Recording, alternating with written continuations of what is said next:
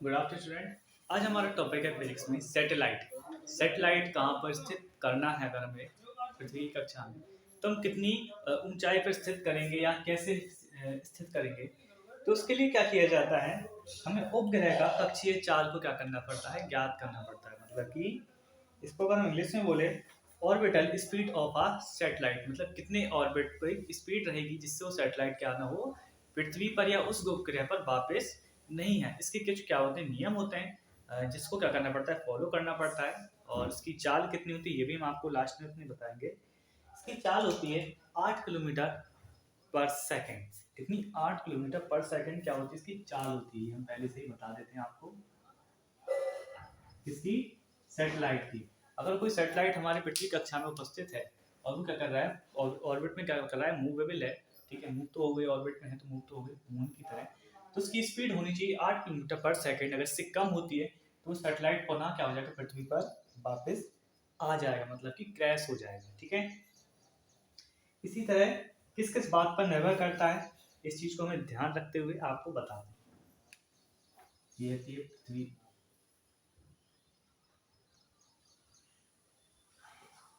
ठीक है, ये अर्थ, उसकी क्या है जी, ऑर्बिट है, ये ऑर्बिट है, बहुत सारी ऑर्बिट होंगी क्या उसके पास उपस्थित होंगे। ठीक है, किसके पास? अर्थ के पास।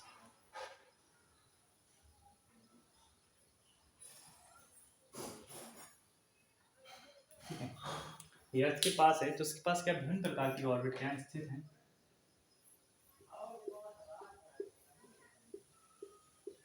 ठीक है, अब इसमें क्या करना है, कोई भी उपग्रह क्या करना है, इसमें स्थापित करना है, तो कितनी इसकी चाल रखें।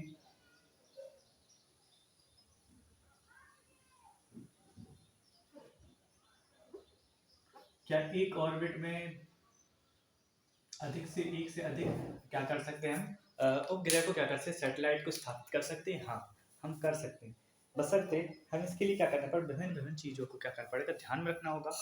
सबसे पहली बात आती है पृथ्वी और उस कक्षा की ऊंचाई पर निर्भर करता है। क्या करता है, पृथ्वी से कक्षा या ऑर्बिट की ऊंचाई, ऊंचाई कितनी, ये पृथ्वी है और ये ऑर्बिट है, तो इसकी क्या होगी, हाइट को देखना पड़ेगा। अगर हाइट कम होगी तो वो क्या होगा, ऑर्बिट में नहीं स्थापित होगा, और हाइट ज़्यादा होगी तो ऑर्बिट से बाहर निकल जाएगा। तो इसके लिए क्या होता है, एक मेजरमेंट होता है जिसके तहत क्या ज्ञात किया जाता है कि हमारी पृथ्वी उस ऑर्बिट के बीच की दूरी कितनी होगी, मतलब कि ये वाली ऑर्बिट से इस पृथ्वी के बीच की हाइट। ठीक है, इस तरह से इसमें आपको समझा। फिर आता है सेकंड पॉइंट, और सेकंड बात होती है कि कोई भी ऑर्बिट में, ठीक है, उपग्रह उपग्रह पृथ्वी से जितना दूर होगा उसकी चाल क्या होगी, उसके व्युत्क्रमानुपाती। मतलब कि चाल जितनी कम होगी, मतलब दूरी जितनी ज्यादा होगी चाल उतनी कम होगी। चाल बढ़ेगी तो दूरी घटेगी, और दूरी बढ़ेगी तो चाल घटेगी। ठीक है, मतलब कि अगर दूरी बढ़ती है तो चाल घटेगी, और चाल अगर बढ़ती है तो दूरी घटेगी। ये दोनों चीज़ों को क्या करना पड़ेगा, इक्वल करना पड़ेगा। मतलब कि चाल उतनी रखिए, अगर किसी भी और कोई भी ऑर्बिट पृथ्वी से बहुत ज़्यादा नज़दीक है तो चाल ज़्यादा होगी, दूर है तो उसकी चाल क्या होगी, कम होगी। क्योंकि ऑर्बिट अगर कम ज़्यादा चाल से चलेगा तो वो क्या होगा, जल्द से जल्द इसको ऑर्बिट में क्या करेगा, सर्कल पूरा करने की क्या करेगा, कोशिश करेगा। जिससे क्या होगा, उसमें डिफरेंस आ जाएगा पास के और दूर के, उसमें बहुत सारी प्रॉब्लम्स क्या हो जाएंगी, क्रिएट हो जाएंगी। ठीक है, इसलिए इसमें बोला गया कि ये दूरी के क्या होगा, व्युत्क्रमानुपाती होगी इसकी चाल। जितनी दूरी उतनी कम चाल, और जितनी जितनी पास उतनी ज्यादा चाल। ठीक है, सिंपल फॉर्म। फिर आता है, कभी भी आप ये चीज सोचो कि ऑर्बिट स्पीड,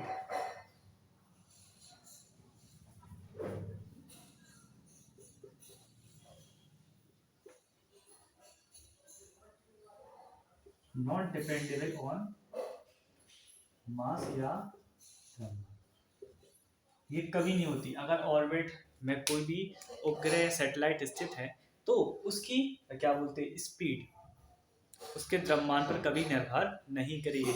इसका द्रव्यमान कम है तो इसका स्पीड ज़्यादा होनी चाहिए। स्पीड हमेशा सेम रहेगी, द्रव्यमान अगर कम है तो भी, द्रव्यमान ज़्यादा है तो भी स्पीड हमेशा सेम रहनी चाहिए। ये किसने बोला है? ये इनमें सिद्ध किया गया। ठीक है।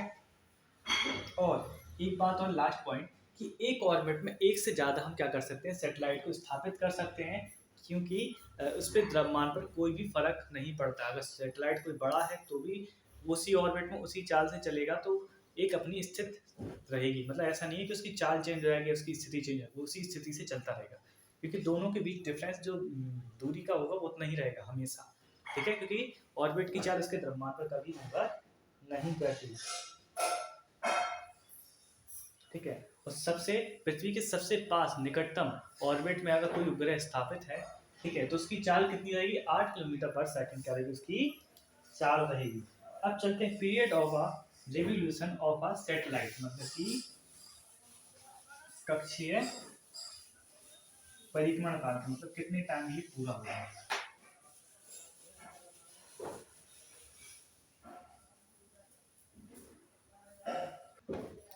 ठीक है। जो हमारा नेक्स्ट वाला पॉइंट है, period of revolution of a satellite, मतलब परिक्रमण काल। यदि कोई उपग्रह है, सैटेलाइट है, वो हमारी पृथ्वी की कक्षा में स्थित है तो उसका क्या होना चाहिए? परिक्रमण काल क्या होना चाहिए उसका? Period of revolution of a satellite. ठीक है, कितने टाइम पे होना चाहिए? तो उसका एक फॉर्मूला होता है, डायरेक्ट याद कर लो। परिक्रमण काल या period of revolution is equal कक्षा की परिधि अपॉन क्या होगा? कक्षीय चाल।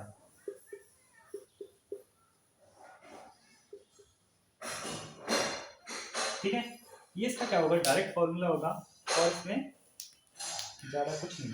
अब हमारा नेक्स्ट वाला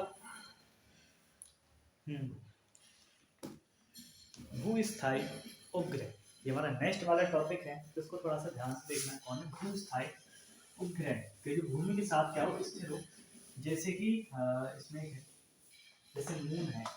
मून क्या मूवमेंट करता है, अगर वो एक ही साइड स्थित होता पृथ्वी के साथ, अगर उसकी चाल होती तो वो क्या होता? एक ही तरफ क्या होता उसको देख सकते। मतलब कि अगर रात होती तो रात में दिखता, दिन होती तो दिन में दिखता, बस पृथ्वी के एक फिक्स फेस से दिखता है, नेक्स्ट उससे नहीं दिखता। इसके लिए क्या कर दिया जाता है?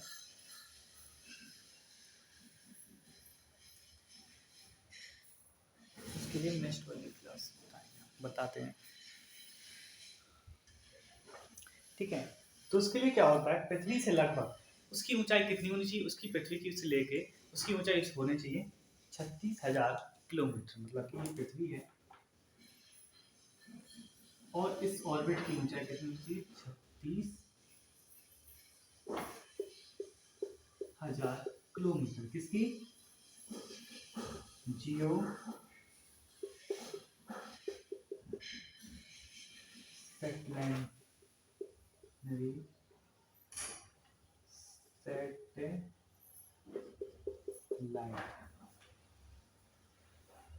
ठीक है, जियो सैटेलाइट कितनी होनी चाहिए?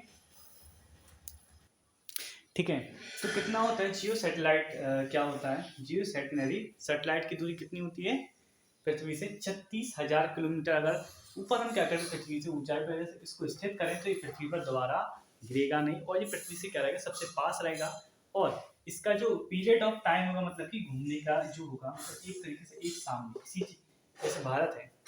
ठीक है, भारत को अपने ही देश पर क्या रखनी है? नजर रखनी है। भारत को अपना सैटेलाइट टीवी वगैरह हुए तो उसके लिए क्या करेगा भारत? एक सैटेलाइट जियो सैटेलाइट छोड़ेगा जो क्या रहेगा? भारत के ही समीप रहेगा, मतलब कि भारत के सामने। पृथ्वी ऐसे घूमेगी तो उसी साइड, दिन हो रात हो 24 घंटे ही क्या रहेगा? उसके बिल्कुल सामने रहेगा। ठीक है, तो पृथ्वी की कक्षा के ही इसका क्या रहेगा बराबर, इसका परिक्रमण काल भी कितना होगा 24 घंटे का ही होगा, ना कम होगा ना इससे ज़्यादा होगा। ठीक है, फिर आता है इसमें एक नेक्स्ट टॉपिक पलायन वेग।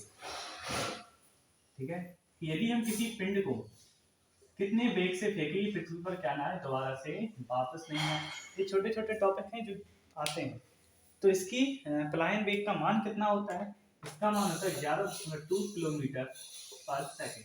यदि हम किसी पिंड को 11.2 किलोमीटर पर सेकंड से क्या करें फेंक दें तो वो क्या नहीं होगा पृथ्वी पर वापस नहीं आएगा। ठीक है, क्या नहीं आएगा पृथ्वी पर दोबारा से वापस नहीं आएगा।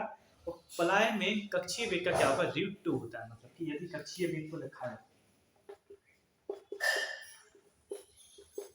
ठीक है, तो इसका कितना होगा √2 क्या होगा पलायन वेग होगा। ओके, कितना होगा √2 होगा पलायन वेग इसका। ठीक है,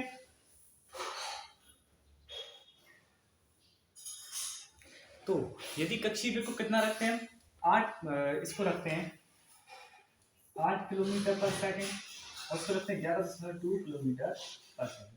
अगर इसको हम 41% बढ़ा दें, कितने परसेंट, अगर आपसे पूछे कितने परसेंट होता है 41% अगर बढ़ा दें तो ये पलायन वेग में क्या हो जाएगा कन्वर्ट हो जाएगा, वो ग्रह पृथ्वी की कक्षा छोड़कर एक स्वतंत्र ब्रह्मांड में स्पेस में क्या हो जाएगा मूव ऑन कर जाएगा, मतलब कि कभी भी वापस नहीं आएगा वो पृथ्वी पर वापस। ठीक है, हमारा नेक्स्ट वाले जो क्लासेस होगी अब वो होंगी काल ऊर्जा शक्ति पर। तो नेक्स्ट क्लासेस के लिए तैयारी, ये वाली थोड़ी सी क्लासेस थोड़ी डिफिकल्ट थी, समझने में प्रॉब्लम होगी। तो आप क्या कीजिए वीडियो को 2-3 बार देखोगे तो रिवाइज करके तो आपको अच्छे से समझ में ये चीज़ें आएंगी। आज के लिए इसमें इतना ही, वीडियो को लाइक कीजिए, शेयर कीजिए, चैनल को सब्सक्राइब कीजिए।